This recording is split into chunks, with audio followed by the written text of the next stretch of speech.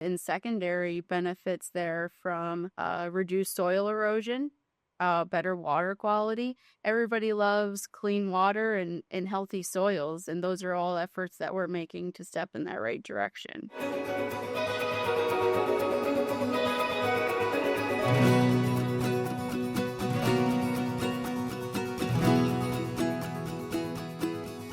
Fletcher, when you're out and about in central Illinois and maybe seeing some farmers or some people who have opportunities to do this, what are there any hangups that you find with dealing with farmers or agricultural areas when it comes to trying to implement some of these programs? In the event system that I manage for the Central Illinois region, where we're trying to fundraise for projects or what have you, probably 25 to 30% of those individuals and families that are coming are farmers or agricultural related, and it's awesome. And I think that's something that's growing in our organization. I would probably say 5 or 10 years ago, it wasn't that big, and it's really impacting now and growing. And yeah, I mean, I think the opportunities with Jenna and her team and what we can do on the event fundraising side is really created a good partnership and some good momentum. Yeah, I would agree there.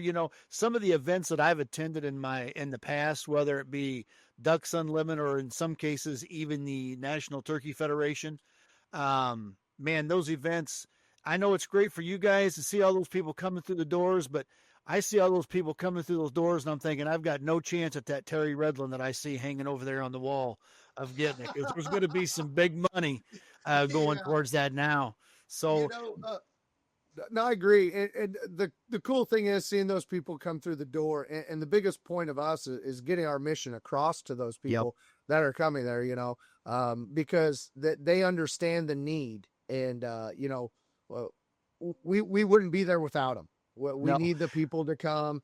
We need the people to support us. Wetlands are so crucial. I mean, with flood control and water, carbon storage, wildlife, I mean, there's just so many, and it's not just ducks, it's not just geese, it's multiple different types of, species across.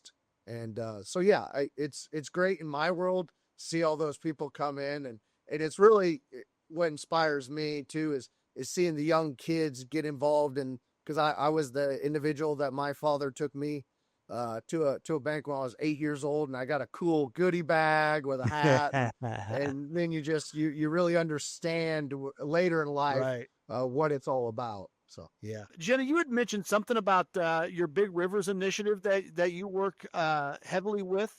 Can you tell us a little bit more about the Big River initiative and how it all works?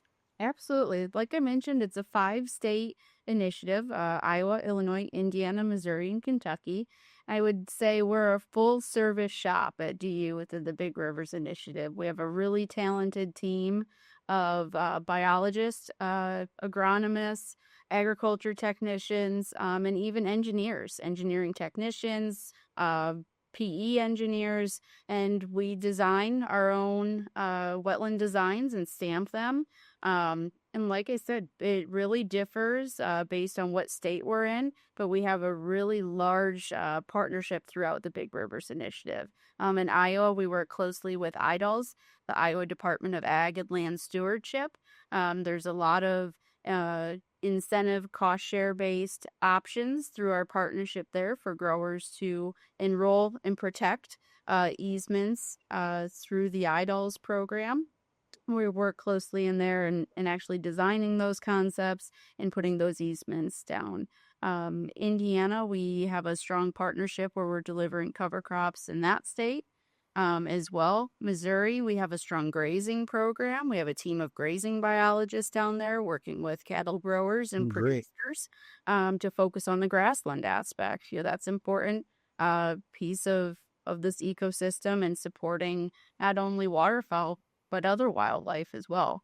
And the alternative and secondary benefits there from reduced soil erosion, better water quality. Everybody loves clean water and healthy soils, and those are all efforts that we're making to step in that right direction through our grazing. That's excellent. Our cover crops, and so on. And I would say, the last state not to leave Kentucky out. We have a lot of great work going on in Kentucky. We have a strong lands program, an easement program where we're focused on protecting really key areas of habitat to make sure that the habitat remains suitable and available for waterfowl and other wildlife species. And similar to our other BRI states, the continued restoration and enhancement of large-scale floodplain wetland projects. It's really a diverse initiative. We have a lot going on. Our team is very busy and very talented, and we have great supporters and volunteers that make all of it possible in each of those 5 states. And it could assure you our success and program delivery would not be what it is if it wasn't for our great group of volunteers throughout the BRI. Hey, I got one more question for you before we get out of here. What are some things that maybe landowners or farmers, if they want to get involved with your wetland conservation programs, who do they need to contact or what do they need to be doing? It's a great question. I would take the first part of that and I'll turn it over to Fletcher to hit on events available in the area. But I would ask everybody who's interested, go to our Illinois DU website, www.ducks.org/Illinois. We keep that webpage and website up to date. It has our team's contact information on there. If a grower has a specific question about a potential project, I'd encourage them to reach out. My contact information is on there. Feel free to give me a ring and we can make sure a biologist on staff can head that up. But I said no one project is alike, so I don't have a textbook answer for what the options are. I'd love to get some eyes. I understand. And see what we can figure out.